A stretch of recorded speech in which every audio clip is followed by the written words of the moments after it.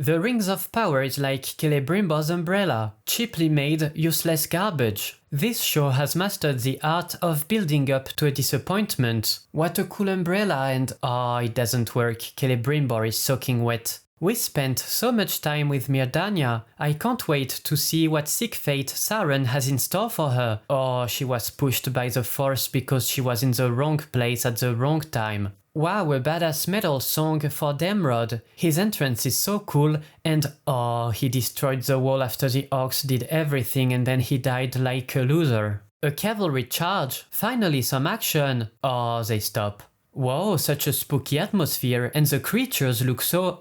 they all died in 30 seconds. True creation requires sacrifice.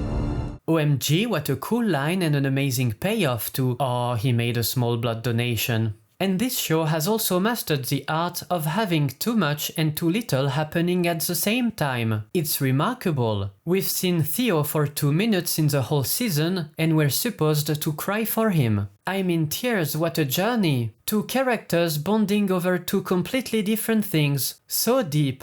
There are so many storylines going on at once that they don't have time to give them any value or depth. There are 9 storylines. The Elves, Adar, the Wizard, Nori, the Stranger, Eregion, Khazad-dûm, Númenor, and Pelargir. Let's be generous and combine the stories of the Wizard and the Stranger. That's 8 stories for 8 hours of show. That's 1 hour of screen time each. I guess it's still possible to make it satisfying, but unfortunately the story sucks too much. The whole Pelargir arc is a setup with no clear direction. The Númenor arc is a setup with a clear direction, but the whole political aspect was written by a 5-year-old. And then the bearded man becomes king because he was in the back of the room and happened to walk towards the eagle. While Númenor's story is offensively bad, Nori's is just boring. The Stranger's story is frustrating and is now probably the longest running shitty mystery ever written. The only story that actually tries to build something is the one with the actors of Sauron and Celebrimbor. Not the characters, of course, because the writing sucks. But you can tell from their performances that there is a good idea for a story buried deep in that pile of garbage.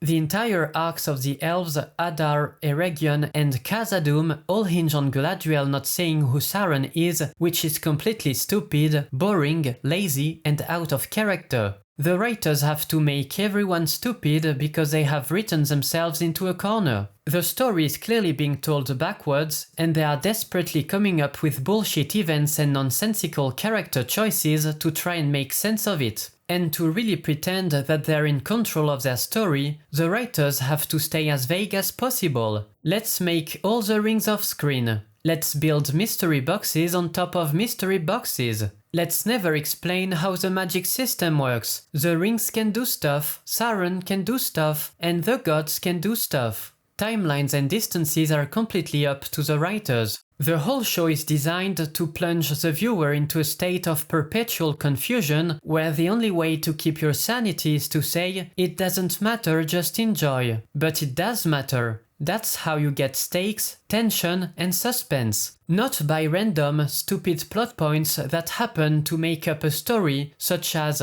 the ball that randomly rolls into a random cave in the middle of the market. These are things to find it, only to discover a Balrog. She then blocks the entrance to the cave with her voice, and the dwarves are powerless against her for an entire day, completely changing the events with a Balrog. Galadriel, who is captured because they don't use horses, completely changing the course of the battle. Adar, Gil-galad, Galadriel and Elrond who want to kill Sauron, they know where he is. There are 15 different ways to resolve this conflict, and of course they choose the stupidest one. The dwarves who can't go to Eregion because there might be a Balrog, and once they confirm it, they decide to go to Eregion. It's okay everybody, the situation is totally under control, let's not even wait 5 minutes to see if he comes back. And my personal favorite, in season 1 we learned that 3 rings is balance, now we are told that they need 3 times 9 divided by 7 equals 3.857 rings to have balance. No one knows why the subspecies are allowed more rings than the elves.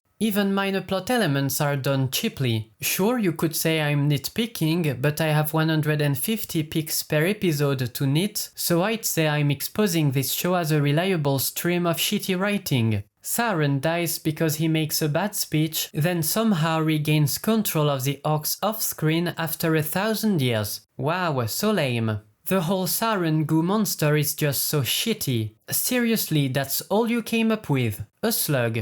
Damrod pulls out an arrow and spits it. How is that cool? How is that a good use of 10 seconds of my life? Nori's trap is a joke, the dwarves are running from bats, the coup in Numenor is laughable, and Anatar's reveal makes him look completely evil. The Dark Wizard comes into town and says, no dude, I'm nice. Wow, the mercenaries are pretty mean, who? Anyway, so Sauron is bad, and to prove to you that he is bad, I'm going to kill the whole town, and stop calling me a Dark Wizard, I'm good. Is this a parody? Where are the witches? The scene where Myrdania turns invisible with the rings is completely stupid. We're supposed to believe that she's the one causing the tool to shake, the fire to explode, and the anvil to fall off because she's turned invisible. What? Celebrimbor grabs the hammer and clearly struggles to hold it, suggesting she's pushing it, but her hand isn't even there. It doesn't ruin the show, but come on, it's in front of the screen. Can you have some respect for your own work?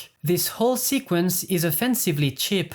And the kiss was so unnecessary. It was done to drive engagement on the internet because there were 15 other ways to do it. Yes, they're not in love, but please, the music. We know what the writers are doing. Celeborn disappeared, so Galadriel can have a pseudo-romance with half of Arda. Empowering. And within those storylines you have so many useless characters in addition to Myrdania and Damrod. The random elf lady was here to die. If you want a cool hero sacrifice, you have to give us a reason to care about her. Glug the Orc randomly shows up every other episode to say "but my feelings" as if we should care. Poppy's story ended in season 1, but they brought her back and now we're suffering through the worst romance I've seen in a long time. It only took 18 hours to find out who the stranger was. Longest drawn out mystery box in the world. Can't wait to find out who the Dark Wizard is at the end of season 4. Arondir is a nothing character. The guy randomly finds a map to go to Eregion.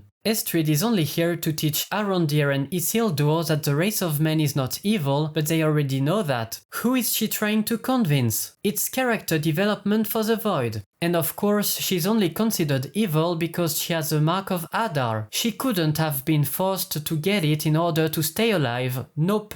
Gil-galad is a joke character with no power and authority. A king who is constantly bullied by his subjects and doesn't even participate in negotiations. Círdan just disappeared, he probably quit the show, Theo is useless, Brownwind gave up, the dude with the mask was pushed too hard, Valendil committed suicide by cop, Waldreg just died, and Tom is a waste of space. This leaves us with 15 somewhat useful characters, but none of them really has a personality. The writers use the characters like puppets to achieve their goal. They are all driven by the story instead of driving it, except for the horse. Galadriel wants to kill Sauron but protects his identity. Elrond steals the rings for no reason. Gil-galad lets Galadriel have a ring. Durin doesn't want rings. Durin wants rings now. Durin is crazy now. Durin is not crazy anymore. It all makes sense. The locations are completely empty in this show. There are only 24 people in Arda. The constant shitty fake lighting really makes everything look like a studio. Why are there so many shadows in every scene? And where is the sun? I guess it explains why the orcs don't burn anymore. The sets are too small. We get an establishing shot and then we land in a random location inside with no sense of scale or direction. Think about it.